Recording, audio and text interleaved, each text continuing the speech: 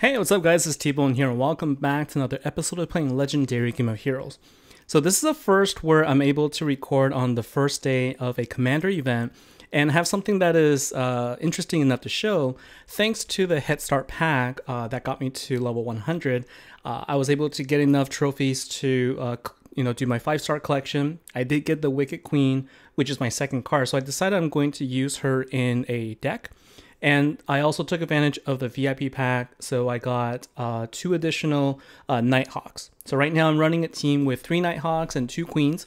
And what I want to do is I want to show you a few variations of this deck that I'm playing with. And then I'm also going to show, sort of as a refresher for anyone who's running the Thrall deck, how to actually play the deck properly. So let's go in and do a fight first. I've been, just kind of playing around a little bit. It feels good. It feels good to be, be able to fight boss at a high level and get good enough trophies and also a lot of materials to level up the characters. So right now I'm fighting the Sphinx, and I'm going to change my team to this deck here, and I'm going to actually talk about the relics before we go in. Okay, so I had two relics I was using. When I got 2 relics, 2 Drent relics from before, so I'm actually using that. So because I was around long enough. Now this may not actually work for you because you may not have any Drent relics yet. So you will probably have to wait until tomorrow to really make this work. But I do have 2 of them, so I'm putting that in there, and I have 1 Dark Shuriken. I showed this in the last episode. This relic will create a dark power gem 1 as long as there's 8 dark gems on the board. So it has really low requirement, and it's really easy for you to build up a power gem. So this is a really helpful card. And I'm trying to boost my health here. So I have one that boosts Queen's Earring, boosts health by 1,126, and then another one, a level 10 shield or Taga that increases by also the same thing. So I'm trying to increase the health here, and I have basically a team full of healers. So let's go and do a battle right now and see what this team is like. Now I'm still experimenting and playing with this a little bit, but my goal here is to try and both build up my battle skill as well as the number of gems on the board as fast as possible. And to do that, I think the first, depending on how the gems actually match up, sometimes I actually wouldn't try not to match any gems, but in this case, because they all kind of lined up already, I just decided to match as many as I could to try and get the power gems. And you can see right now what's happening is the passive heal from the Queen and also from the Nighthawk is actually increasing my my health by quite a bit, which is really good. And I'm just gonna go ahead and match these 3 gems up here to get my battle skill up and running. And then you can see sort of how this will play out. So I am losing 3 here, so I'm not sure if I'll have enough for the passive spawn. I need 8, and it looks like I am missing 1, so I'm hoping that 1 will drop. And so, the goal here is to just do minimal matches. And right now I am at, let's see, 15,000, 16,000. So I still have enough health to not worry about me dying just yet. And you can see my heals have really just kept me alive for a long time. And I think I can survive 1 more hit. And what I'll do is after this, I'm going to activate my Queen's skill because she also provides some heal. And so just go ahead and activate it 1 time. And I don't think I even need to do that, but just in case, I'm going to go ahead and do another heal. And then the goal here now is to just, get as many of the sort of dark power gems on the board as possible. And that way, when I do a match, I'll be able to deal more damage. Because these are just power gem 1s, you really want to make sure that you have enough. So let's go ahead and do this right here. All right, 2 seconds. I think I have... Okay, I'm going to go ahead and activate the Queen right now. I can still take a couple of hits, so it's really not a big deal right now, but I think what I'm going to do now is I'm going to go ahead and activate all of the skills here just to show, let's see how much damage we can deal here. So we're at 300 intensity. We're going to be able to fill out the board no problem here. And unfortunately, what I should have done is I should have moved one of the power gems next to the power gem 4 there, but still here I was able to deal about maybe 500 million damage right there. All right, and so that is with just the free deck, free cards here. And I do have 2 queens because I have one from before. But let's say you have just the one. Well, I also did go up to tier 4, and I got Mondo Nihil. And so let's go ahead and change this out with exactly the same relics. Now, if you don't have any Dren relics, it's still okay because your cards here will actually, your cards are actually going to passively increase Dren intensity. So even if you don't have the relics, you're still going to be able to increase your intensity enough such that you'll be able to fill up the board using just these 3 cards, right? So think about it, you're getting 15 intensity every turn, and if you think about the number of turns that you're able to get just from the heals, you're not going to have a problem filling up the board here, all right? So I do have two Dren relics from before, but it just gives me a little bit more advantage. It's not something that would be impossible for you to use right now. Now let's go ahead and use Mondo Nihil and see how this works. Keep in mind that this now gives me the added benefit of a revive. So now I have 4 cards that give me passive heal, and the queen that also gives me an active heal, plus a revive that also heals me up. So this really is a game of revives, right? And this is not a fast deck by any means. Really, this is just I really enjoy playing around with the mechanics here, just kind of learning sort of how I can do better matches and think about sort of how do you really manage the board, right? So board management is important. Gem management, knowing when to do matches and when to activate. These are the sort of mechanics I'm hoping to get better at. And so right now just exploring. And the goal again is let's try and see if we can get more dark gem drops.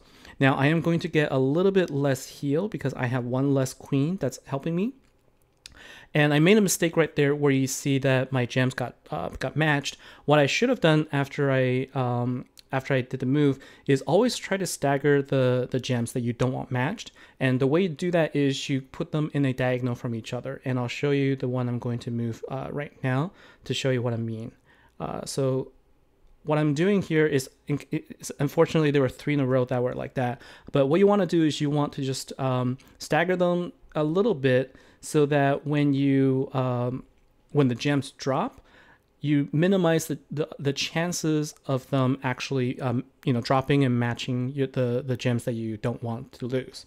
Right, so now that we have enough, let's go ahead and keep going there. And obviously if there's any heart gems around, try to move them closer so that you can heal yourself a little bit as well. So I think I'm gonna have enough. I can get more damage here, and I actually do want to revive here, so I don't mind dying, to be honest, because I will get additional damage boost. Now unfortunately I did lose a power gem there because that could have been converted. So another option here is, while you're looking at the board, really kind of figure out where you can actually create more power gems, because that's where you're going to get most of your damage here. And I'm going to do a little faster here because I do want to see if I can get the revive here, because I'm going a little slow. Okay, so next hit I think I'm going to finally get next hit I will lose my health, I think. No, 1 more hit. Okay, so let's go ahead and time up. Okay, so I was actually trying to lose my health there, so let's go back and do one more fight there.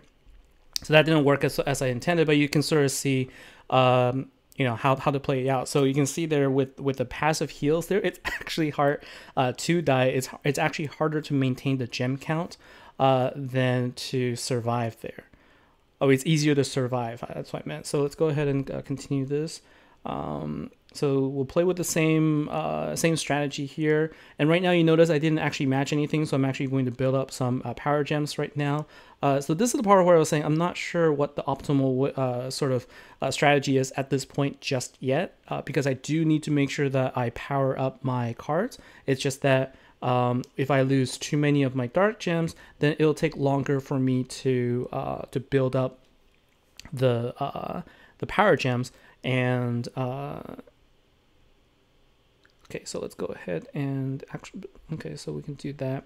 But I guess maybe what I should focus on is moving the gems in the position so that I can create power gems with them, because I do expect to be able to convert them later.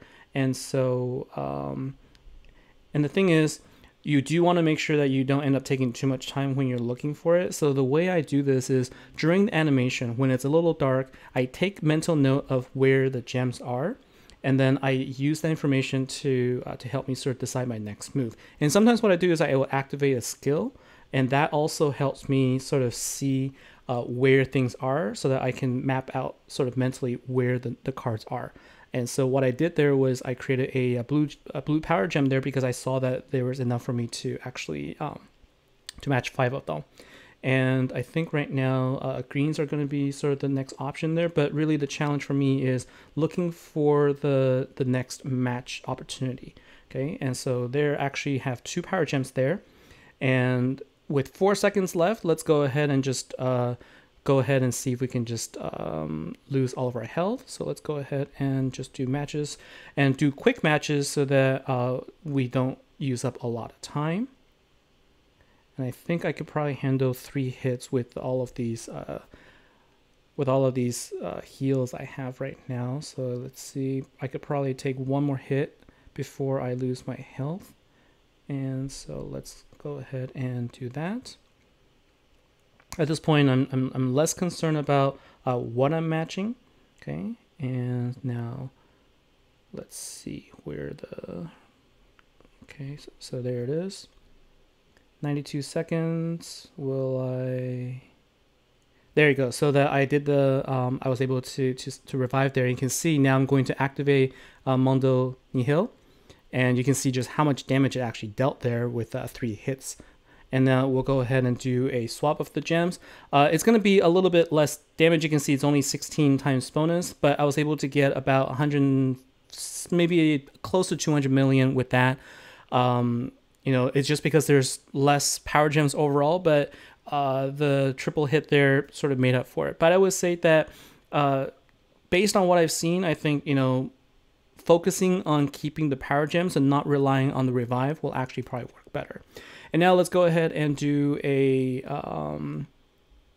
fight using the Thrall deck, so that we can sort of go over this deck. Now, many of you probably have this already, and there was questions on, well, what's the best sort of, you know, mix of this? If you had a Guardian of Gaul or forget the name now, the Master Collection card there, it's a great card to mix in here because you can get additional power gems. But otherwise, this is a typical makeup with 2 ultra rares and an ultra rare there. Let's go ahead and do a fight against well, let's do a fight against Sphinx. Why not? Level 125. Let's see how this actually works out. The very first thing you're going to notice though is you're going to have health problems. So even though I'm running, you know, all max cards right now using 1 key, you're going to notice a big difference between having a passive heal card and a non-passive heal card. So I have 48,000 health right now, but you're going to notice that as soon as I get attacked, I'm going to be losing a lot of health. Now, if you noticed, I actually inserted a non-dark relic in the middle of my relics. And that is because I don't actually need 5 dark relics to be successful there. And, you know, having a non-dark relic there would actually help me break them up. Now, the goal here is to constantly match dark gems as much as possible and pay attention to the counter that is on top of Narfunk there. Right now it's at 2, and that indicates that the number of times that you've activated. Keep in mind that the 3rd count is when his steady beat gets kicked off. Then you use Victus' skill and go ahead and use all of the other skills here, and then do a power gem swap. So with 1 key, with you know, power gem 3s and 4s, you know, you're gonna be able to get close to 500 million just with 1 key on the first shot. But keep in mind that with 1 key, you can only you have only enough health to do this 1 shot.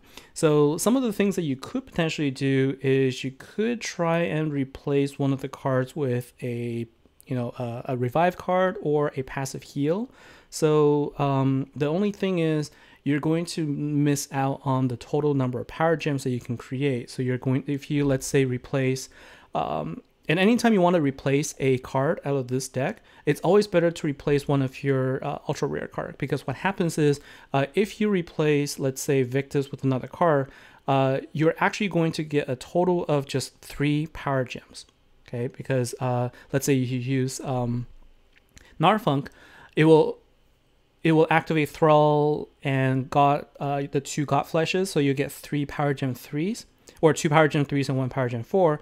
But if you're running just 1 Thrall and 1 God Flesh, use Victus and Nighthawk, you're going to get a total of 4 Power Gems, 2 Power Gem 4s, and 2 Power Gem 3s, which is going to deal more damage. So keep that in mind. If you're going to replace it, I would replace one of the God Flesh, and in this case, you know, you can either the Wicked Queen or Nighthawk, or maybe even Mondo Nihil. But let's see. I'm not sure how well this actually will do, because I'm not sure how much the heal is going to help here. Let's use Mondo Nihil here for the revive and see what that will look like. May not be successful here because I'm losing 2 power gems, and also I'm losing overall health there, and I don't have a passive heal. But this is an experiment. Let's just try out. Let's see what this is like, because we do have but the problem is I don't have any Dren intensity. So what that means is I'm not going to have any health when I revive. And so really I'm just gaining 1 extra turn in this case. So let's go ahead and remember, we always want to use his skill.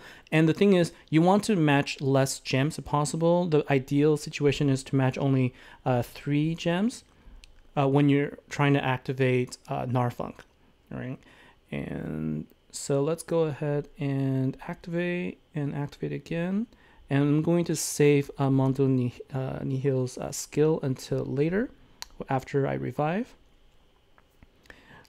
Let's see if we can potentially live long enough. Oh, well, I guess I already dealt enough damage to take him out. So maybe at a higher level, this will come into play.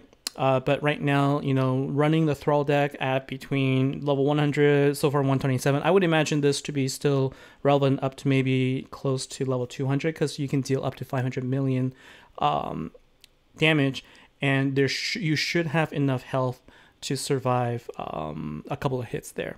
And so that's sort of the deck that I'm running with here. And there's a couple, you know, things I'm doing as well. I'm trying the Water Halloween deck, and that's still okay. I don't have a heal. I do have heal. I can heal when I attack, so this is also helpful, even though it's not a commander deck at all. And I'm even using my my Light Halloween, you know, light against light, and I'm still having success. But sort of, you know, the thing is, because I've invested in a couple of decks, I do go back to them. But I've found that having sort of this makeup of passive healers actually works pretty well. So I'm imagining that once I get a couple of relics, at least one, that can also generate power gems, that's going to help boost my overall damage, and I can replace one of my my relics there with that, and see my damage go up. So I'm curious how high I can go with just 1 key there. So if you're looking for deck ideas, and if you're just looking to, you know, do minimal investment, I would say, you know, get a couple of these Nighthawks. They give you heal and they're gem spawners, so these are really good cards to have. And hopefully you're lucky to get Mondo Nihil. I did have to spend a couple of, you know, 1,000 gems to go up to tier 4 to get them. But I thought that it was a good investment. And I did get the Wicked Queen, but she's awesome. So you can use her in your deck. So that's all for today's video. I will probably look for more content once the Relic is out. We'll try more variations of different decks, and we'll try different things out, and see how we can do against Legend bosses next. So that's all for this episode. Thanks for watching. Thanks for your time, and I'll see you next time.